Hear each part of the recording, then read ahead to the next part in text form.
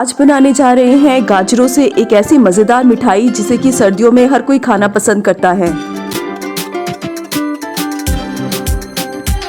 और आज की वीडियो के सारे स्टेप्स फॉलो करने के बाद आप भी ढेर सारी मिठाई बना सकते हैं, वो भी कुछ मिनटों में। तो चलिए इस लाजवाब मिठाई की रेसिपी को शुरू करते हैं। स्वागत है आपका हमारे चैनल नट्स एंड क्रीम में। जब भी आप गजरेला या गाजर की बर्फी बनाएं तो इसके लिए लंबी और पतली गाजर ही यूज करें, क्योंकि ये गाजर ज़्यादा जूसी और मिठास से भरी होती हैं। दूजे, जब आप इन गाजरों को काट के देखते हैं तो इनमें येलो पार्ट कम रहता है, ये अंदर से भी लाल होती हैं। तो यहाँ मैंने 2 किलो लंबी और पतली वाली गाजर ली है। तो ये गाजरें सॉफ्ट होती हैं, इनका छिलका उतारने की ज़रूरत नहीं। आप इस तरह जो गाजरों पे थोड़े से रेशे रहते हैं, केवल उन्हें ही चाकू से छील लें। तो बाकी हम गाजरों को नहीं छील रहे, केवल इनके इस तरह के रेशों को ही अलग करें।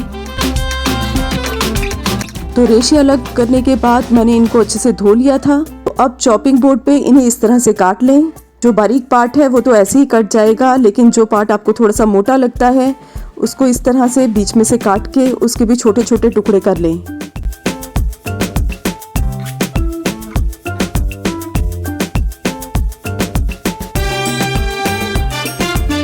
तो सारी गाजरों को काट के 5 लीटर के कुकर में डाल दिया है। अब इसमें डालेंगे आधा कप दूध। तो ये 100 ग्राम दूध है। तो दूध डालने के बाद गाजरों को एक बार अच्छे से मिक्स कर लेते हैं और कुकर का ढक्कन बंद करके इसे हाई फ्लेम पे एक विसल दिलाएंगे। विसल आने के बाद गैस की फ्लेम को लो पर करके इसे 5 मिनट के लिए लो फ्लेम पे पकाएंगे। 5 मिनट लो फ्लेम पे पकाने के बाद गैस ऑफ कर दें। तो जब तक कि कुकर ठंडा हो रहा है हम पोहा पाउडर तैयार कर लेते हैं। इसके लिए एक ग्राइंडिंग जार लेंगे, इसमें डालेंगे 2 कप पोहा।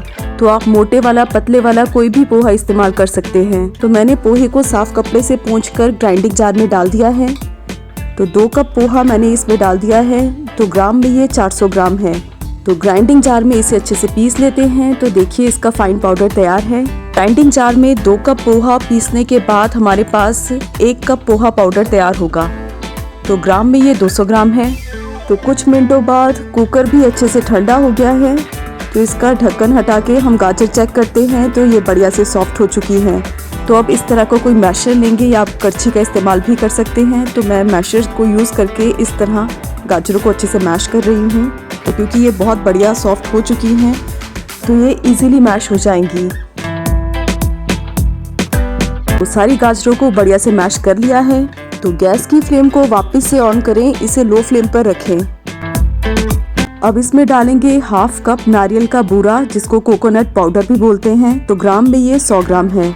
इसके साथ ही डालेंगे 1 कप पोहा पाउडर, जिसको हम थोड़ी देर पहले ग्राइंडिंग जार में हमने ग्राइंड किया था। तो ग्राम में ये 200 ग्राम है। तो पोहा पाउडर एक साथ ना डाल के हम थोड़ा थोड़ा डालते रहेंगे, इसे साथ साथ मिक्स करते रहेंगे ताकि इसमें कोई लम्प्स ना बने। तो बच्चों को मॉइस्ट बर्फी पसंद है, इस वजह से मैं केवल 1 कप पोहा पाउडर का ही इस्तेमाल कर रही हूँ। यदि आप इसका टेक्सचर बिल्कुल बर्फी जैसा रखना चाहते हैं तो आप यहाँ पर टोटल 2 कप पोहा पाउडर का इस्तेमाल करें। तो पूरा 1 कप पोहा पाउडर मैंने इसमें डाल दिया है और इसे अच्छे से मिक्स कर लें। तो अब मैं इसमें डाल रही हूँ 1 कप डेयरी वाइटनर। तो मैंने नेस्ले का डेयरी वाइटनर यूज़ किया है। तो ग्राम में ये 200 ग्राम है।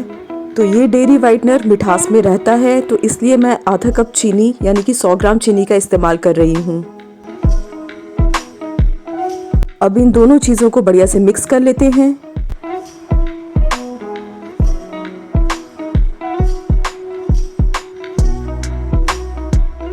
कुछ मिनट पकाने के बाद मैंने इसका टेस्ट चेक किया तो मुझे डेयरी वाइटनर और चीनी दोनों का टेस्ट कम लगा। तो यहाँ मैं डेयरी वाइटनर और चीनी और डाल रही हूँ। तो टोटल मैंने इसमें 2 कप डेयरी वाइटनर और 1 कप चीनी का इस्तेमाल किया है। तो इसे डाल के अच्छे से मिक्स कर लेते हैं।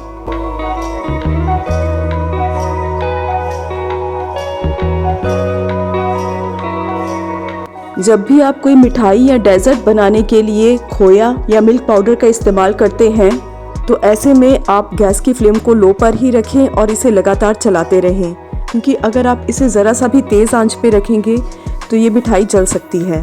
पूरा टाइम आपको इसे लो फ्लेम पे ही पकाना है और साथ ही लगातार इसे चलाते रहें। जब भी हम गाजरों में मावा या मिल्क पाउडर डालते हैं तो इसका कलर वाइटिश हो जाता है। तो इसके लिए हम थोड़ा सा फूड कलर डाल रहे हैं ताकि ये देखने में भी सुंदर लगे। तो मैंने यहाँ 4 पिंच रेड फूड कलर का इस्तेमाल किया है। तो इसे डाल के हम अच्छे से मिक्स कर लेते हैं। तो इसी टाइम पर 1 चम्मच इलायची पाउडर भी मैंने इसमें डाल दिया था। हमें इस बर्फी को तब तक पकाना है जब तक कि ये जमने की कंसिस्टेंसी पर नहीं आ जाती। तो इसके टेस्ट को बढ़ाने के लिए और इसमें बढ़िया सी चमक लाने के लिए इसमें देसी घी डाल रहे हैं। तो मैंने इसमें 8 चम्मच देसी घी का इस्तेमाल किया है।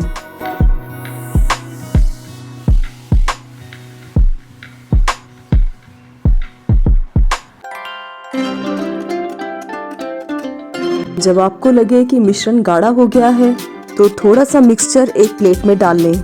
अगर इस मिक्सचर से बॉल बन रही है तो बर्फी जमने की कंसिस्टेंसी पर आ चुकी है। तो घी डालने की थोड़ी देर बाद मैंने मिक्सचर इस तरह प्लेट में लेके चेक किया था, पर अभी इसकी बॉल नहीं बन रही, ये हाथों के साथ चिपक रहा है। तो हम इसे थोड़ी देर और पकाएंगे।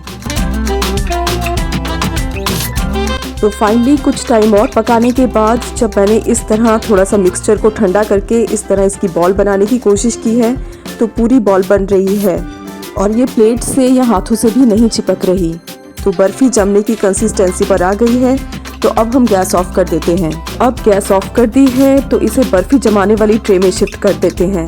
तो मैंने एक बर्फी जमाने वाली ट्रे ली है, इस पर बटर पेपर इस तरह से लगा दिया है और बटर पेपर को भी थोड़े से घी से ग्रीस कर लिया है। अब इसमें सारा बर्फी का मिक्सचर डाल लेते हैं। सारा मिक्सचर डालने के बाद इस तरह मैंने वुडन का स्पैचुला लिया है। तो आप इस स्पैचुला को भी थोड़े से घी से ग्रीस कर लें ताकि जब आप इससे बर्फी के मिक्सचर को इवन करें तो ये चिपके ना। तो रेड कलर की बर्फी के साथ ग्रीन कलर के पिस्ता का कंट्रास्ट बहुत ही बढ़िया लगता है, इसलिए मैं इसे लंबे कटे हुए पिस्ता के साथ ही गार्निश कर रही हूँ। आप अपनी पसंद के कोई भी ड्राई फ्रूट्स के साथ इसको गार्निश कर सकते हैं।